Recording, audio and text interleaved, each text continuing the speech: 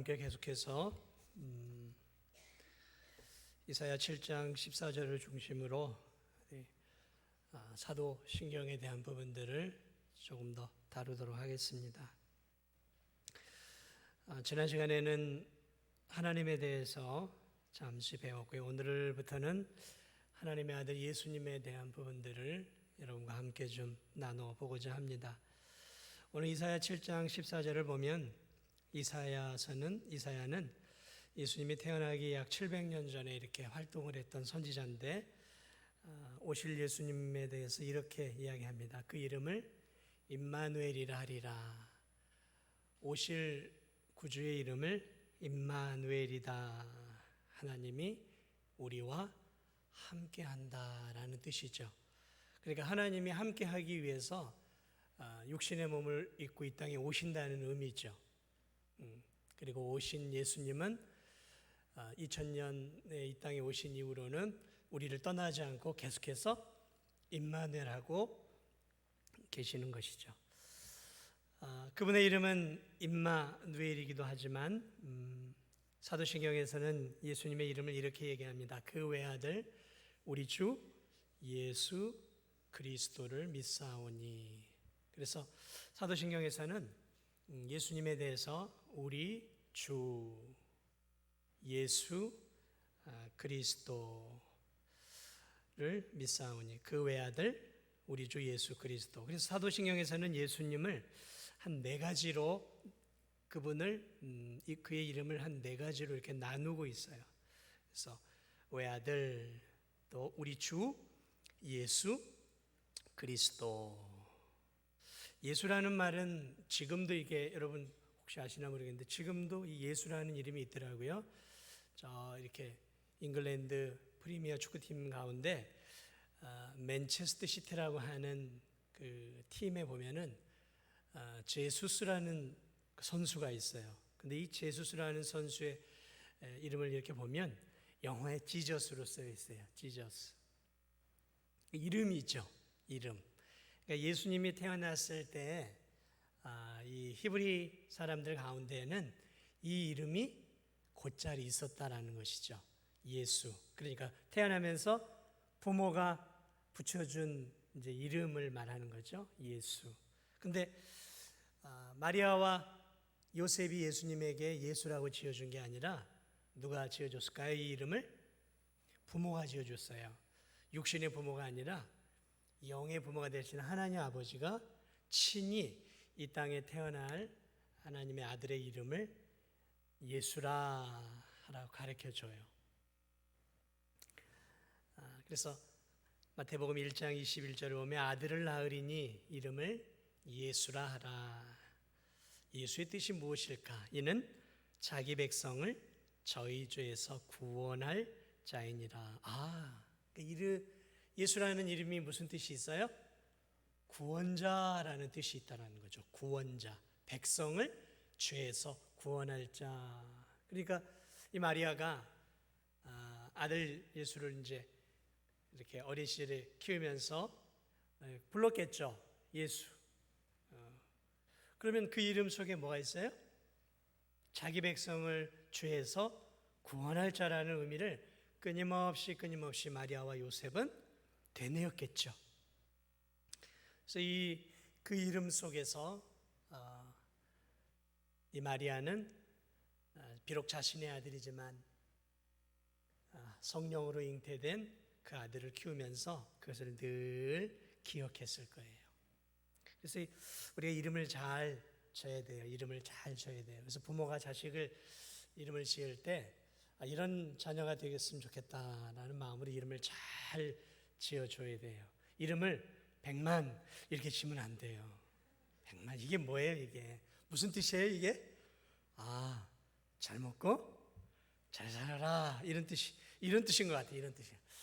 부모가 자식에게 이름을 지어줄 때는 이름을 잘 지어야 돼요. 백만. 저는 별로 이게 학창 시절에 이 이름이 별로 좋지가 않아서 백만이 뭐야? 1억도 있고 10억도 있고 1000억도 있는데. 저희 대학 시절에 이렇게 가르쳤던 교수님 이름이 대단한 분이었어요. 그분 앞에 제가 늘 겸손했어요. 그분의 이름은 억만이었어요. 억만. 그래서 그분은 항상 저를 우습게 하셨어요. 백만, 나는 억만이야 그러시더라고요. 그래서 그분 앞엔 제가 늘 이렇게 열등의식을 가졌어요. 억만 교수님. 이름 속에는 부모의 마음이 담겨 있죠. 이 자식이 이렇게 되기를 원하는. 그래서 하나님 아버지가 이 땅에 보낼 하나님의 아들 예수님의 이름을 친히 예수다라고 지어준 거예요. 이스라엘 백성들을, 자신의 백성을 죄에서 건질 자라는 거죠. 얼마나 멋있는 이름이에요. 그래서 저도 새 자식의 이름은 한자와 의미를 잘 부여해서 이렇게 이름을 지었는데, 이름을 잘 지어야 돼요. 구약의 히브리어로 예수라는 이름이 구약의 히브리어 말로는 여호수아예요. 여호수아. 그러니까 헬라 말로는 예수고 히브리 말로는 여호수아예요. 여호수아. 그래서 이 구약의 이스라엘 백성들을 가나안 땅으로 인도했던 장군이 있죠. 여호수아. 이게 예수라는 뜻이에요. 이름이. 예수라는 이름이에요. 그러므로 이 여호수아는 앞으로 오실 예수님을 상징적으로 보여주는 것이죠. 이스라엘 백성들을 가나안 땅, 천국으로 인도할 자다라는 의미가 그 이름 속에 있다는 것이죠. 그래서 여호수아의 사역은 앞으로 오실 참된 여호수아가 되시는 예수님의 사역을 우리에게 잘 보여주고 있는 것이죠. 자, 어쨌든 천하인간의 구원을 얻을 만한 다른 이름을 하나님이 우리에게 주시지 않았어요. 예수. 그분이 우리의 뭐예요? 구원자예요. 구원자. 자, 예수님의 또 다른 이름이 있어요. 예수 그리스도. 항상 이렇게 붙어 다니죠. 이 그리스도는 엄밀히 따지면 호칭이에요. 뭐 김백만 목사 또는 김백만 전무, 김백만 무슨 사장 이렇게 이제 뒤에 붙는 호칭이에요. 그래서 그리스도라는 의미는 일종의 직분이에요. 직분.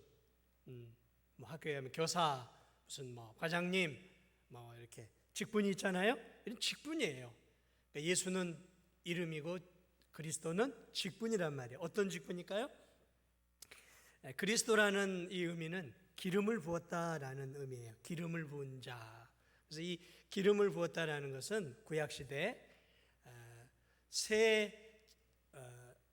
세 개의 직업이라고 할게요. 세 개의 직업만 기름 부음을 받았어요.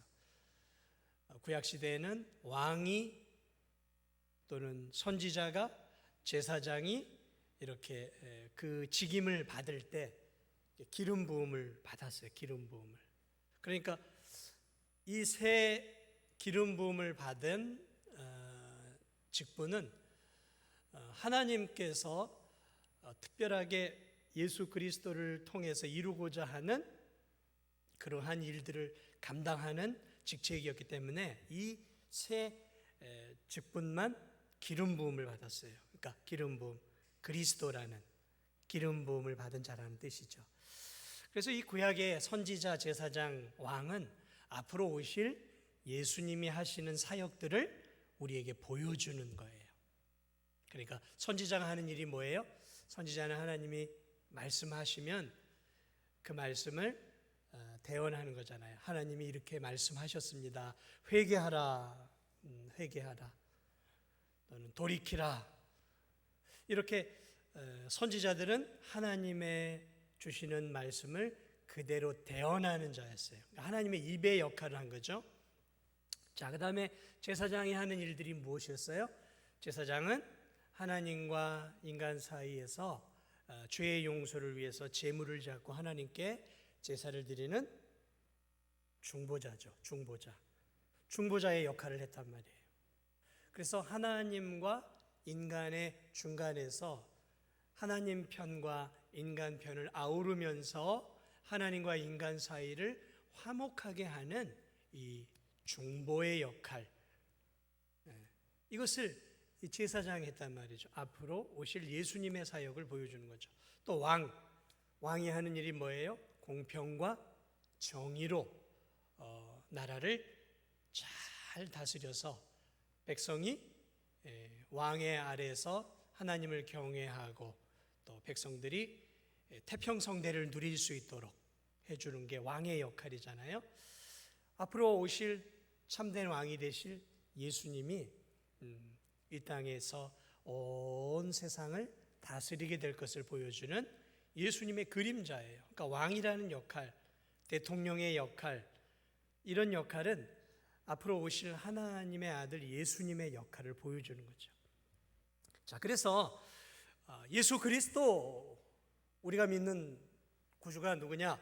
예수 그리스도, 예수 그리스도. 그럴 때 그리스도라는 것들을 생각할 때 그분은, 예수님은 우리의 제사장이고 우리의 선지자고 우리의 왕이시지라고 생각을 하는 것이죠.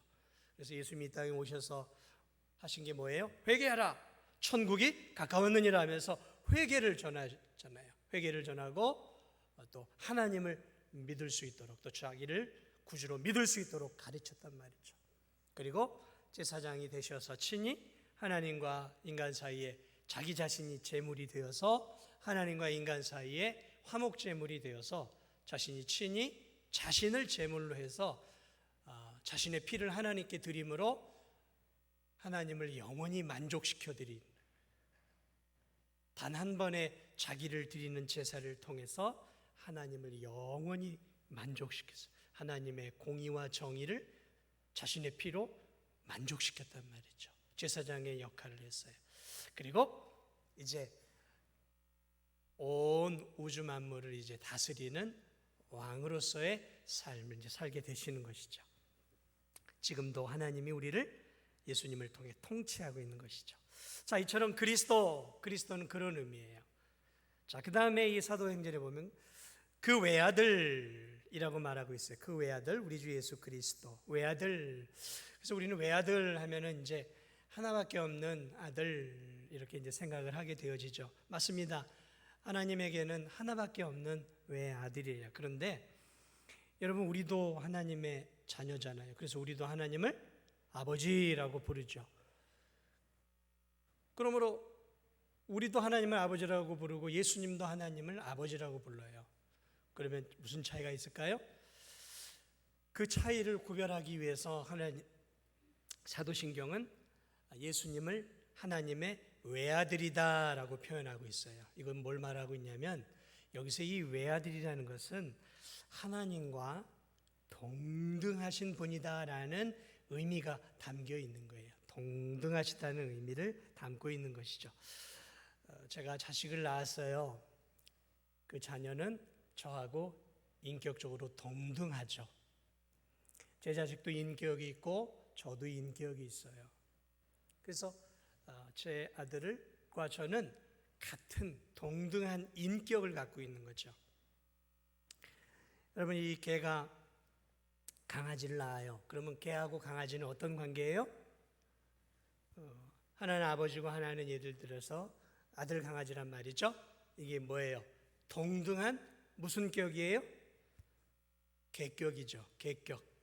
개격을 갖고 있는 거예요. 인간이 아니에요. 인격이 아니라 개니까 개격을 갖고 있는 거예요. 동등한 거예요. 동등하다라는 의미예요. 그러면 소가 송아지를 낳았어요. 그러면 소하고 송아지는 무슨 격을 갖고 있어요? 네, 소격을 갖고 있는 거죠. 같은 소예요. 차이가 없어요. 크면 똑같아지는 거니까. 자, 하나님이 예수 그리스도를 외아들이라고 표현한 것은 하나님과 예수 그리스도는 같은 뭘 갖고 있다는 거예요? 신격이죠. 신격을 갖고 있는 거예요. 우리하고는 다른. 그래서 그 외아들이라는 그 의미 속에는 예수님은 하나님과 동등한 영광과 존귀를 함께 받게 동등한 같은 신격을 가진 동등하신 하나님입니다라는 그런 뜻이 담겨 있는 거예요. 그분이 외아들이고 우리도 아들이면 예수님은 우리의 형님이네. 그건 아니라는 거예요. 우린 인간이고 그분은 신이신 거죠. 그분이 우리를 자녀 삼으셨지만 여전히 우리는 인간이에요. 피조물이에요. 그러나 예수님은 그 외아들, 하나님과 동등한 외아들, 신격을 갖고 있는 하나님이시다라는 그런 의미가 담겨 있는 거예요. 그런 의미가. 자, 이처럼 그 외아들, 우리 주라고 말하고 있어요. 우리 주, 그분은 주님이다라는 거죠. 근데 성경을 보면 주님이 구약시대나 신약시대나 여러 개가 쓰였어요. 이 사라는 자기 남편 아브라함을 자신의 주라고 불렀어요. 그래서 아들이 아버지를 또는 아내가 남편을 높일 때 주라는 말을 썼고, 또는 하인이나 종이 자신의 주인을 높일 때, 신하가 왕을 높일 때도 이렇게 주라는 말, 그러니까 주라는 말은 상당히 이렇게 높인다는 의미가 있는 말이에요. 그러니까 예수 그리스도를 주다라고 표현할 때는 이렇게 높이고 있다는 거죠. 그러니까 그런 의미도 있고, 또한 어떤 의미가 있냐면 구약 시대에는 이 구약 성경에는 하나님의 이름이 있어요. 그런데 하나님의 이름이 정확하지가 않아요. 그래서 이 히브리어 말은, 히브리어 성경을 보면 자음만 있고 모음이 없어요. 모음이 없어요. 그래서 하나님의 이름이 여호와인지 야훼인지 구분할 수가 없어요. 왜냐하면 그 밑에 이렇게 점들이 있는데 그 점들이 없어요. 그러니까 우리는 이제 여호와라고 부르죠. 그런데 이제 일각에서는 하나님이 야훼야. 그래서 여호와라도 부르기도 하고 야훼라고 부르기도 해요. 근데 왜 그러냐면 모음이 없다 보니까 이걸 이 다른 모음을 넣으면 야훼가 되고 요 모음을 넣으면 여호와가 돼요. 그래서 이 구약에 보면은 이 여호와라는 이 말에 모음이 없단 말이에요. 왜 또 이렇게 그렇게 여호와라는 이름을 그리고 빼버리고 뭘 넣냐면 거기에 주라는 아도나이라는 말을 넣었어요. 아도나이, 그것은 주님이라는 뜻이에요. 그러니까 하나님의 이름이 너무 거룩하니까 함부로 이렇게 이제 헬라어 성경으로 만들 때 넣을 수가 없으니까 여호와라는 말을 빼버리고 그냥 거기에 아도나이 해가지고 주님이라는 의미를 넣어버린 거예요. 그래서 하나님을 주님이라고 할 때는 그분이 우리를 다스리시고 통치하시는 주님이라는 의미가 있어요. 그래서 사도신경에는 예수 그리스도를 표현할 때 네 가지를 쓰고 있어요. 그 네 가지 중요하죠. 독생자, 우리 주, 예수, 그리스도를 믿사오니. 그러니까 우리가 믿는 예수 그리스도는 뭐예요? 독생자예요. 하나님과 동등한 신격을 갖고 있는 하나님. 그리고 주님이에요. 주님. 온 세상을 다스리고 통치하는 우리의 주님이라는 거예요. 통치자라는 거죠. 그리고 예수, 우리의 구원자라는 의미고, 그리스도. 그래서 왕으로서, 선지자로, 제사장으로서 역할을 감당하시는 분이시다라는. 그래서 우리가 사도신경을 할 때 우리 주 독생자 우리 주 예수 그리스도를 내가 믿사오니라는 이 간단한 문구 속에는 사실은 어마어마한 예수 그리스도에 대한 신앙의 고백이 다 들어가 있는 거예요. 다 들어가 있는 거예요.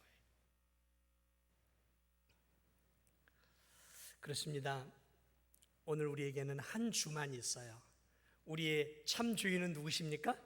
우리 삼려성교회원들, 여러분의 참 주는 누구십니까? 예수 그리스도, 우리 주, 독생하신 예수 그리스도시죠. 그것을 우리가 늘 기억하며 살아야 되는 거예요. 우리의 인생의 주인이 누구인가? 우리가 아니에요. 인생의 주인은 우리가 아닙니다. 내가 아니에요. 그런데 우리는 우리 인생을 내가 주인인 것처럼 살아요. 내 인생은 나의 것이다라는 거죠. 내가 번 돈도 내 것이다라고, 이 시간도 내 시간이다 생각하는 거예요. 그러니까 내가 번 돈, 내 젊음, 내 생명, 내 시간은 내 것이니까 내가 원하는 대로 내 마음대로 사용할 수 있다라는 것이죠. 그러나 우리는 그렇게 살면 안 되는 거예요. 내 생명도 주님의 것이고 내 시간도 주님의 것이고, 그리고 내가 구원받은 것도 주님의 은혜이고 이렇게 내가 살아가는 것도 주님의 은혜죠. 그러므로 내가 내 인생의 주인을 예수 그리스도로 분명하게 모시고 산다면 우리의 시간 사용, 우리의 물질 사용, 그리고 우리의 가지고 있는 재능과 이 모든 인프라를 나 중심이 아닌 주님 중심으로 살아가는 것이죠. 그게 크리스찬의 삶인 거예요. 그게 크리스찬의 삶이에요. 자꾸 우리는 그런데 그런 것들을 까먹을 때가 많아요. 저도 마찬가지예요. 자꾸 까먹어요. 맞아, 주님이 내 인생의 주인이지. 그러면서도 이 돈이나 시간이나 또 여러 가지 사용할 때 이렇게 하나님께 의논하고 기도하면서 결정하기보다는 내 돈이니까 내가 이렇게 쓰고 내 시간이니까 내 마음대로 이렇게 계획하고 분배하면서 주님과 의논하고 고민하면서 이렇게 살아가는 훈련이 아직도 저도 이렇게 좀 덜 돼 있어요. 그러나 여러분, 우리 성도님들은 그러시면 안 돼요. 저를 닮으면 안 돼요. 저를 닮지 마시고 시간을 사용할 때, 하루를 계획할 때, 물질을 사용할 때 내 거니까 뭐 이렇게 막 내 느낌대로, 감정대로, 감동대로 하는 게 아니라 하나님, 내가 이 물질을 어떻게 쓸까요?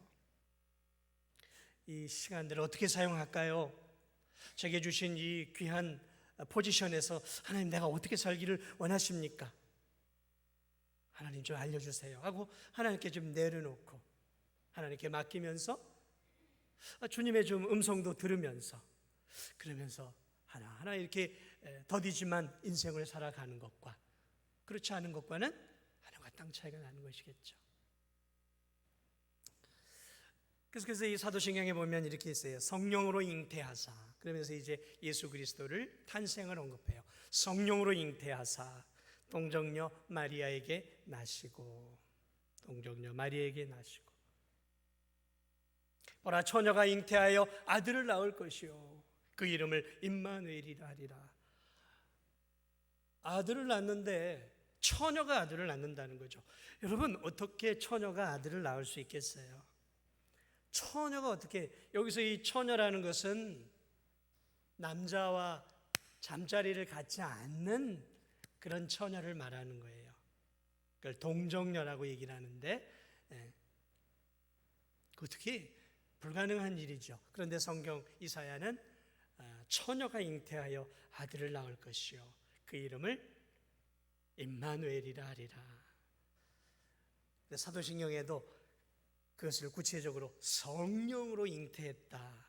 그래서 동정녀 마리아에게서 나셨다. 한 번도 남자와 잠자리를 갖지 않은 여인의 몸을 통해서 우리의 구주가 되시고 주인이 되시고 온 세상을 구원하실 하나님의 아들이 처녀의 몸을 통해서 성령으로 잉태되었다라는 것이죠. 그러므로 성령으로 잉태했다라는 이 말 속에는 태어나실 예수님은 하나님이시다라는 것들을 가르쳐주고 있는 거죠. 어떻게 처녀가 잉태할 수 있겠습니까? 그러니까 하나님의 능력으로만 잉태가 가능한 것이죠. 보통의 자녀는 부정모혈이라 그래요.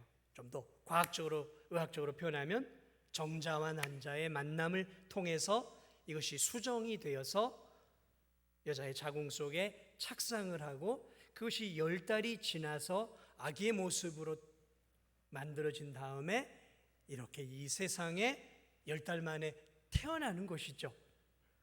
이게 정상적인 한 아이가 이 세상에 태어나는 과정이에요. 이 과정이란 말이죠. 그러나 예수 그리스도는 그런 과정을 겪지 않았다라는 거죠. 한 여인의 자궁을 하나님께서 빌리셔서 그 자궁 속에서 성령을 통해서 잉태가 되어진 거예요. 이 뭐 신비죠. 이걸 우리가 어떻게 설명할 수 있겠습니까? 그래서 마리아의 자궁 속에서 10달 동안 예수 그리스도께서 그 마리아가 주는 그러한 탯줄을 통해서 영양분을 공급받아서 하나님의 아들이 그렇게 이 세상에 오신. 그러므로 성령으로 잉태했다라는 이 말 속에 성령으로 잉태해 태어난 분은 인간이 아니다라는 의미예요. 다시 말하면 그분은 하나님이시다라는 의미예요. 하나님이시다라는 거죠. 그래, 이 성경을 보면은 예수님이 자기 자신을 이렇게 얘기합니다. 아버지와 나는 하나이다. 아버지와 나는 하나이다. 신성모독적 발언을 유대인들에게 해요. 아니, 나를 본 자는 아버지를 보았거늘 어찌하여 아버지를 나에게 보이라, 하나님을 나에게 보이라 하느냐. 나를 본 것이 누굴 봤다고요? 아버지 하나님을 본 거다. 나를 본 게 하나님이다. 이 신성모독적이, 제가 그렇게 얘기하면 신성모독이에요. 그러나 예수님이 그렇게 말씀하시는 것은 사실이란 말이죠. 예수님은 자기 자신을 이렇게 하나님의 아들이라는 것, 하나님이시라는 것을 계속해서 말씀하셨죠. 그래, 예수님과 함께 사셨던, 함께 동역했던 제자들이 나중에 뭐라고 고백을 해요? 도마가 뭐라 그래요? 예수님을 향해 나의 주시며 나의 하나님이십니다. 베드로는 뭐라 그랬어요? 주는 그리스도시요. 구약에서 말하고 있는 왕과 제사장과 선지자의 직분을 감당했던 오실 메시아이십니다. 이런 놀라운 고백을 해요. 주는 그리스도시요, 살아계신 하나님의 아들이십니다. 얼마나 위대한 고백이, 어떻게 한 인간의 입에서 이런 위대한 말이 나올 수 있을까요? 이 위대한 고백이죠. 예수님은 자기가 하나님의 아들이신 것을 그래서 보여주셨어요. 물로 포도주를 만들어내시고 물고기 2마리와 보리떡 5개로 5,000명이 넘는 수많은 인파를 먹이시고 38년 된 병자를 고치고 죽은 백부장의 종을 고치시고 바람과 바다를 꾸짖어 잠잠케 하시고, 참 이 하나님의 아들이시다라는 것을 예수님은 입술만이 아니라 그분의 사역을 통해서 우리에게 분명히 보여주셨어요. 그래서 우리는 그 사역들을 보면서 저건 인간이 할 수 없는 일들이라는 거예요. 예수님이 사복음서를 통해 보여주신 사건들은 인간이 마술이나 요술로 행할 수 있는 게 아니라는 거죠. 내가 하나님이다, 구약에서 천지를 창조한 하나님이다라는 것들을 그분이 보여주신 거라는 거죠.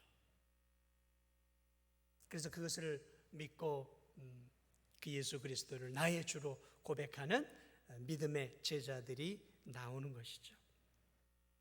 자, 그러나 우리가 꼭 기억해야 될 사실은 우리 주 예수 그리스도 성령으로 잉태하사 통정녀 마리아에게 나시고 태어났단 말이죠. 이 말 속에는 무엇이 있어요?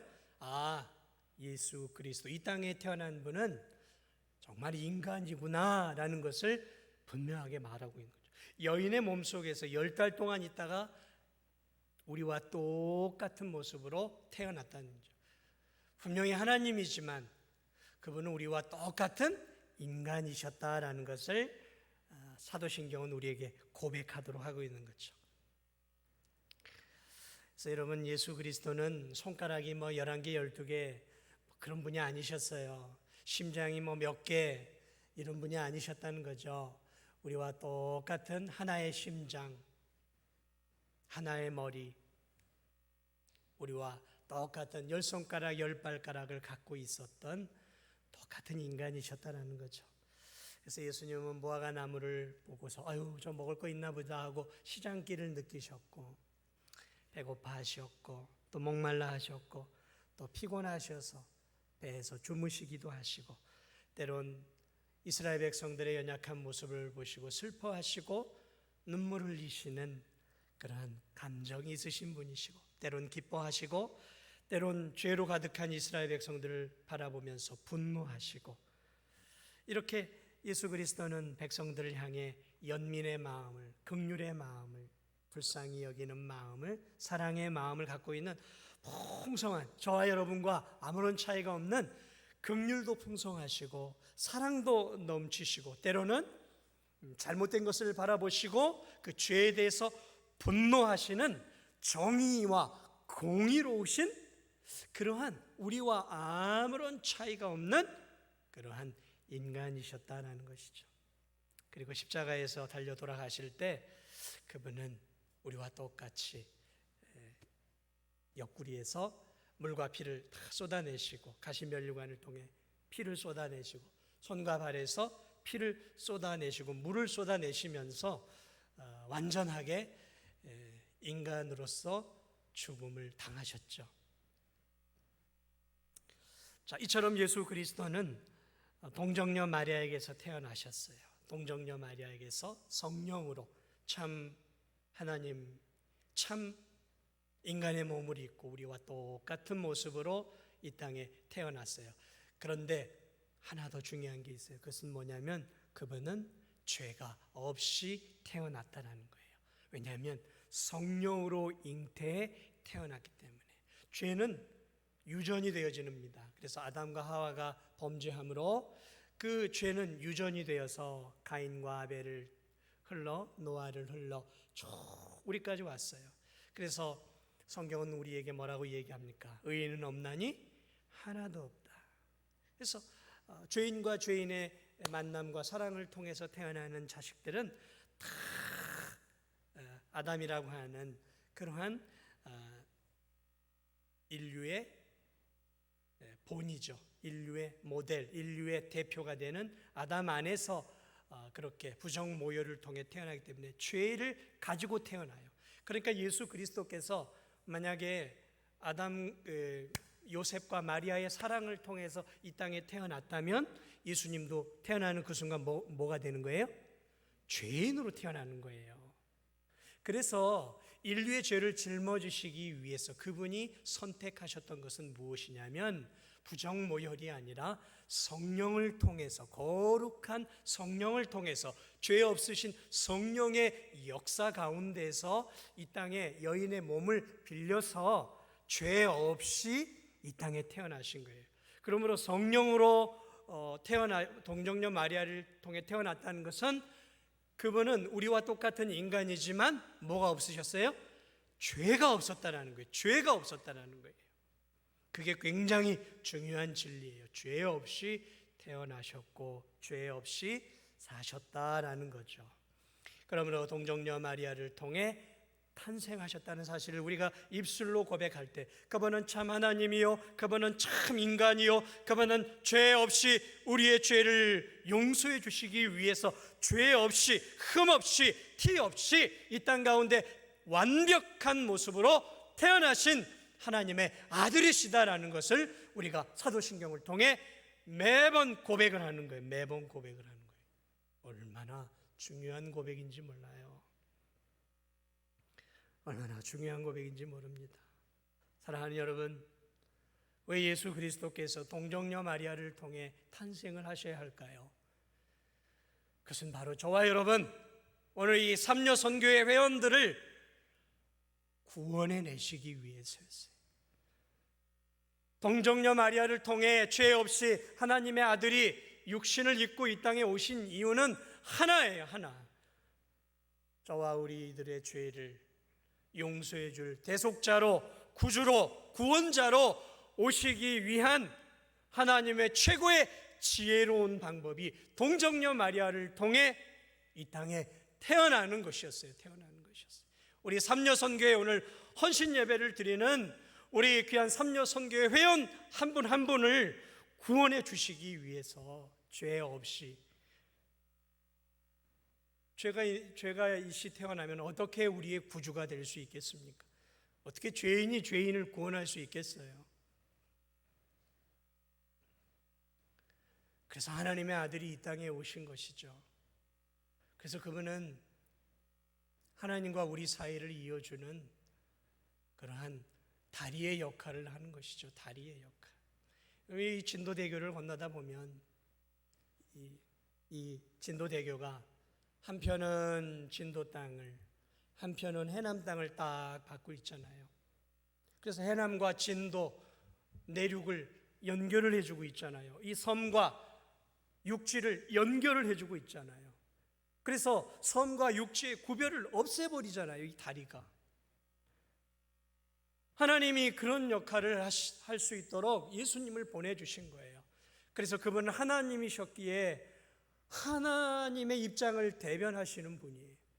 그러나 그분은 인간으로 오셨기 때문에 우리와 같은 성정을 갖고 우리와 같은 고난과 시련을 겪으셨기 때문에 그분은 우리의 입장을 100% 대변할 수 있는 인간의 대언자가 될 수 있고 인간의 대표가 될 수 있고, 그분은 또한 하나님이시기 때문에 하나님의 대표가 되어서 그분은 하나님과 우리 사이를 연결해 주는 다리의 역할을 하신 거예요. 그래서 하나님과 우리 사이를 연결을 해서 우리가 하나님께로 가고 하나님이 우리에게 올 수 있도록 구원의 길을 열어놓으신 거예요. 얼마나 놀라운 일입니까?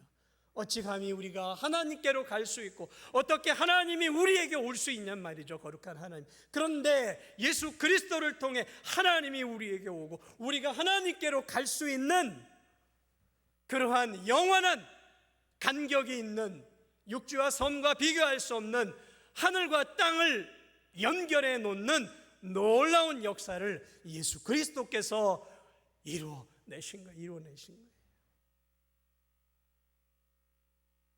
선교지에 가면 제일 답답한 게 뭐냐면 말이 안 통하니까 힘들어요.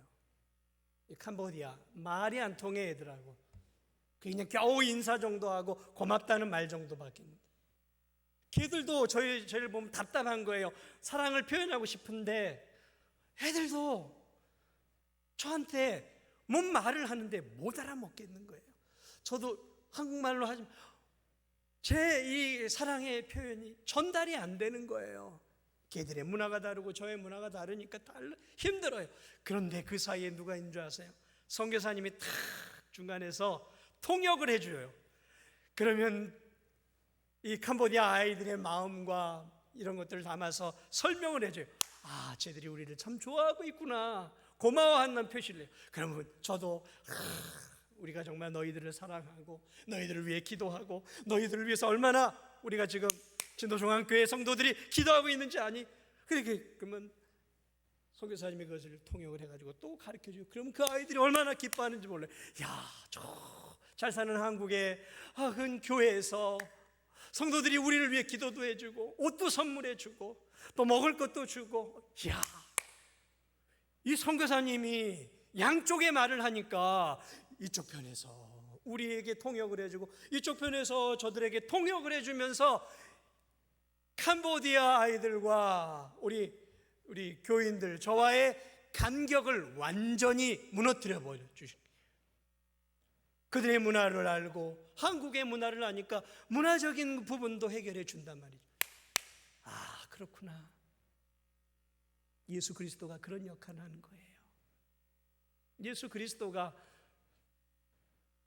하나님으로서 하나님의 입장을 우리에게 인간이 되셔서 설명해 주고, 또 하나님이시지만 인간의 입장에 서서 하나님 편에 우리의 중보자가, 대표자가 되셔서 하나님, 저 연약한 인간들을 용서하시고 제 보혈의 피로 저들을 감싸 주시옵소서. 그러면서 영원토록 우리의 입장을 대변하시고 하나님의 입장을 대변해 우리에게 가르쳐 주시고 우리의 입장을 대변해 하나님께 해주며 하나님과 우리 사이를 연결해 주는 영원한 다리의 역할, 그 역할을 하시기 위해서, 그래서 우리로 하여금 영원히 하나님 안에서, 영원히 천국에서 영원토록 하나님과 교제할 수 있도록 영원한 다리의 역할을 하시기 위해 이 땅 가운데 육신을 입고 동정녀 마리아를 통해 임마누엘이 되시기 위해서, 영원히 우리와 함께 하셔서 우리의 대변자가 되시기 위해서 임마누엘 하셔서 이 땅에 오신 예수 그리스도, 그 예수 그리스도가 우리 삼려 선교의 구주이시고 주인이시고 영원한 하나님이심을, 오늘 우리의 영원한 하나님이심을 믿으시고 남은 생에도 우리의 중보자, 우리의 그리스도 되시는 예수 그리스도를 남은 생에도 꼭 붙잡고 믿음의 신앙생활, 예수님 놓치지 않고 예수님 안에서 하나님과 아름다운 교제와 신앙생활을 예수님 안에서 감당할 수 있는 우리 삼려손 교회원들, 우리 성도들이 다 되시기를 주님의 이름으로 축복을 드립니다.